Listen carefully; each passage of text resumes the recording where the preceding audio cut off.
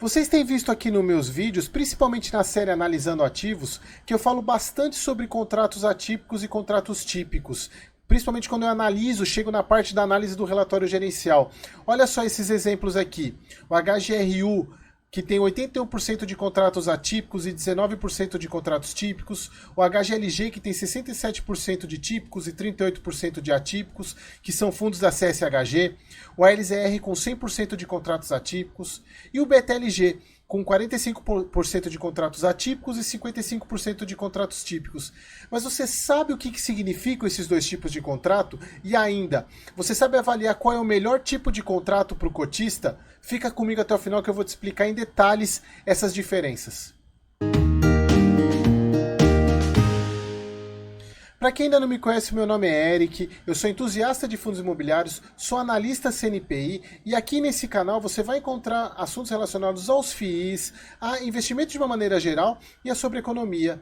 Mas eu quero agradecer demais a moral que vocês estão me dando no canal, já passei dos 600 inscritos, estou crescendo bastante, estou muito feliz com isso, mas eu quero crescer mais, hein? Por isso que eu preciso da ajuda de vocês. Se inscreva aqui no canal para continuar me ajudando e vamos melhorar essa meta aqui de 73% das pessoas que assistem o canal que ainda não são inscritas. Eu quero ver se até o meio do ano eu chego a 50%. Então existem dois tipos de contrato de locação entre o dono do imóvel, que no caso é o fundo imobiliário, e o inquilino ou locatário, que são os contratos típico e atípico. Eu montei uma tabela aqui para mostrar as diferenças para vocês entre os dois tipos e eu tenho certeza que você vai sair do final desse vídeo sabendo diferenciar os dois tipos de contrato e sabendo avaliar qual é o melhor tipo em determinada situação. Vamos para a tabela que vai ficar muito mais fácil entender. Então vamos começar com a variável regramento. Regramento nada mais é que se o contrato tem algum dispositivo legal ou algum diploma legal, alguma lei que regulamenta esse tipo de contrato. No caso do contrato atípico, quem regulamenta esse tipo de contrato é o Código Civil ou a lei do inquilinato.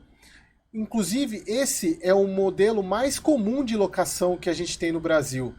E o contrato atípico, na verdade, é o seguinte, é como se a justiça fechasse os olhos para esse contrato e falasse: as partes, tanto o dono do imóvel quanto o locatário, vocês são maiores, vocês são vacinados, decidam entre vocês e coloquem isso num contrato. E é esse contrato que tem poder soberano sobre as negociações. A variável prazo para o contrato típico, ela vai até mais ou menos 5 anos, que é o prazo normal de negociação entre esses tipos de contrato. E permite que o locatário ele faça a renovação, que eu vou mostrar mais abaixo para vocês. No caso do contrato atípico, são contratos maiores, que tem no mínimo 10 anos, mas tem contratos que chegam a 20 até 30 anos de duração. Aviso prévio é aquele aviso que o locatário tem que fazer ao fundo imobiliário, avisando: olha, fundo, eu vou sair, eu quero terminar o contrato e eu vou sair, tá? Então esse é o aviso prévio. No caso dos fundos com contrato típico, aviso prévio é aquele aviso que o locatário tem que fazer para o fundo imobiliário avisando que ele vai sair. E no caso dos contratos típicos, esse aviso ele tem que ser feito com 30 a 90 dias antes da saída. No caso dos contratos atípicos, esse prazo aumenta bastante. Ele vai de 6 meses a 1 ano, tendo situações que podem chegar até 18 meses de aviso prévio. E o que é importante de falar aqui, por exemplo, no caso dos contratos típicos, é que esse período de aviso prévio, o locatário ele continua pagando os aluguéis, ou seja, ele vai sair, ele avisa que vai sair daqui 90 dias, então ele tem mais 3 meses para pagar de aluguel. Então o fundo ele ainda continua recebendo esses 3 meses e é o tempo que ele tem para achar um outro locatário para o imóvel. No caso do contrato atípico, quando o locatário avisa que vai sair, ele tem 6 meses até 18 meses que ele vai continuar pagando o aluguel até sair. Então também gera uma maior previsibilidade para o fundo imobiliário.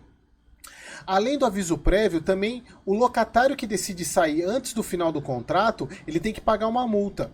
No caso do contrato típico, essa multa ela varia de 3 a 6 meses de aluguel. Ou seja, se por exemplo o locatário X, ele resolve sair do fundo imobiliário, primeiro ele avisa, ele tem que pagar aviso prévio de 3 meses, por exemplo, 90 dias, então ele vai pagar esses 3 meses de aluguel para depois ainda pagar mais 6 meses de multa. Ou seja, o fundo ainda recebe mais 9 meses de aluguel, que também ajuda o fundo a achar um outro locatário para o imóvel. No caso do contrato atípico, e aqui que eu falo para vocês, é a grande diferença entre os dois tipos de contrato. É que a multa do contrato atípico, ela é referente ao período do contrato inteiro. Ou seja, olha um exemplo que é a questão mais... que mostra a grande diferença entre os dois contratos. Por exemplo, o inquilino ele faz um contrato atípico com o fundo imobiliário de 20 anos. Chega no 4º ano, ele resolve sair do imóvel.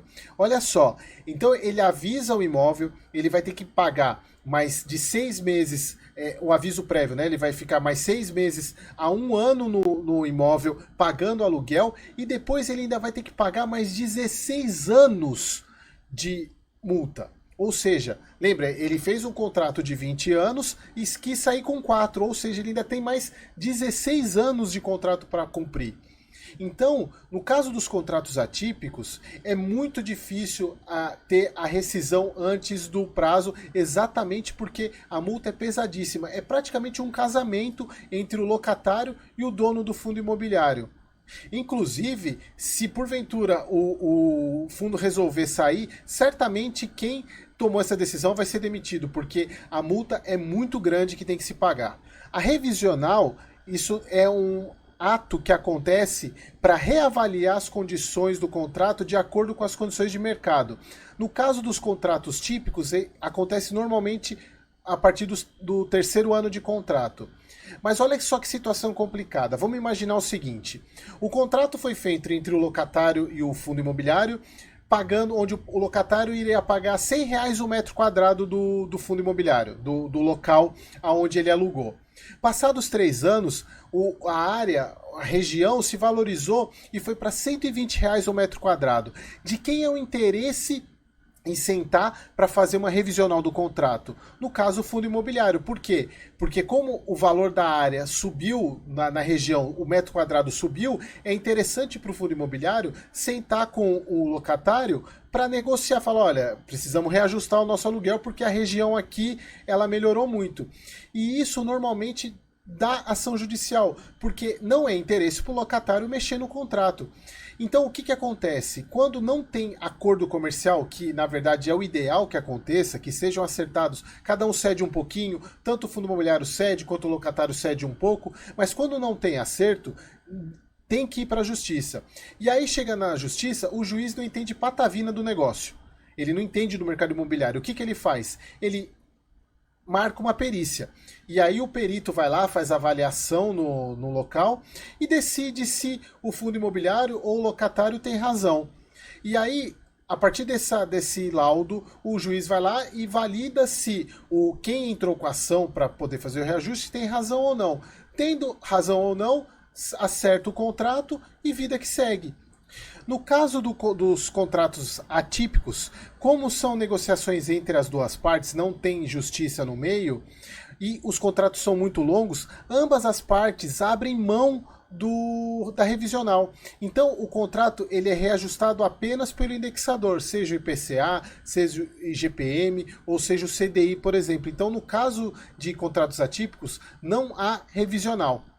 E nesse caso pode ser bom ou ruim para as partes, porque se a área valorizar é ruim para o fundo imobiliário, se a área desvalorizar é ruim para o locatário. Então acaba que, como são contratos muito longos, pode ter esses dois casos durante o contrato. Então acaba ficando na média para os dois, saindo bom para os dois.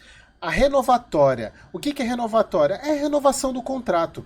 No caso dos contratos típicos, que têm validade de 5 anos, se o locatário cumprir todas as obrigações, não tiver nenhuma falha, a própria lei do inquilinato protege e dá o direito de preferência para o locatário ele renovar o contrato. E isso é muito importante de vocês avaliarem, principalmente quando a gente está falando de varejista. Porque para varejista, É muito difícil, por exemplo, passados 5 anos, ele tem que mudar de local. Principalmente quando a gente fala de locais próximos a centros comerciais. Porque para ele achar um outro local próximo que seja viável e montar toda a logística, é muito trabalhoso. Já no caso de lajes comerciais, não tem tanto problema uma sede de uma empresa mudar de um prédio para o outro. É claro que dá muito trabalho, mas não muda a essência do negócio. No caso de varejista, é muito mais complexo. Então, por isso que nesse caso, a lei do inquilinato protege para haver o direito de preferência para ele renovar o contrato de locação. Já nos contratos atípicos, é a mesma situação da revisional. Por serem contratos longos, ambas as partes abrem mão da renovação contratual. E por fim, a previsibilidade de renda. No caso de contratos típicos, ela é menor, exatamente por causa da renovação e das revisionais. Porque imagina só, numa revisional, se o fundo tiver muito mais argumento para, por exemplo, reajustar o aluguel para cima, pode ser que a renda suba. Mas pode ser também que o inquilino tenha mais poder de barganha e consiga reduzir o valor do aluguel. E isso vai reduzir o valor dos rendimentos. E também, por exemplo, na renovação do contrato. Passados 5 anos, por mais que ele tenha o direito de renovar, tenha preferência para renovar, são novas premissas. De acordo com o mercado, pode ser que a área tenha reduzido de valor, então vai ser um novo contrato com novos valores. Então existe uma menor previsibilidade. No caso dos contratos atípicos, a previsibilidade é maior, exatamente porque são contratos longos, não tem revisional, não tem renovação contratual, então os contratos são apenas reajustados pelo indexador. Então a previsibilidade é você sabendo o indexador, se você vai saber para quanto que vai o aluguel. Por isso que a previsibilidade nos contratos atípicos é maior. Agora que você já entendeu os dois tipos de contrato, inclusive dá para até, quando você estiver avaliando um relatório gerencial, por exemplo a LZR, você vê que ele tem 100% de contratos atípicos, você vai ver a ocupação física desses imóveis em 100%, exatamente porque não tem interesse dos inquilinos saírem e ter que pagar uma multa astronômica do todo o período do contrato. Mas aí vem aquela pergunta, para o cotista, qual é o melhor tipo de contrato quando você está analisando um fundo imobiliário? O que você prefere ver? Em tese, se a gente for avaliar pela sua ótica de cotista apenas, vale mais a pena que o fundo tenha mais contratos atípicos, ou seja, são contratos com maior previsibilidade, contratos de maior duração. Só que para o fundo talvez não seja a melhor opção. E para o fundo não ser a melhor opção, para o cotista também talvez não seja. Por isso que é importante avaliar caso a caso. Vamos mostrar aqui o caso do BTLG.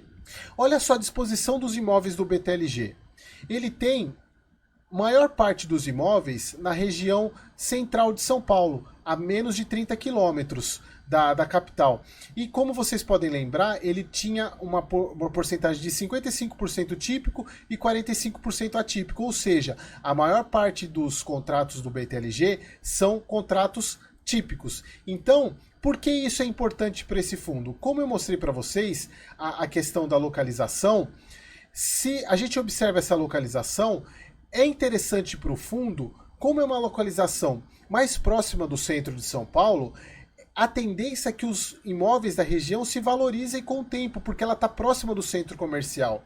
Então, é mais interessante para o fundo ter a revisional na sua mão. Então, por isso que, nesses casos, é mais importante para o fundo, e não para o inquilino, nesse caso, é ter o contrato de maneira típica, porque aí o fundo consegue negociar melhores, mesmo que o inquilino tenha a possibilidade da renovação, mas como o fundo tem o poder da negociação, por ser contrato típico, ele consegue negociar revisionais melhores, consegue negociar renovações melhores, o que acaba sendo melhor para o cotista.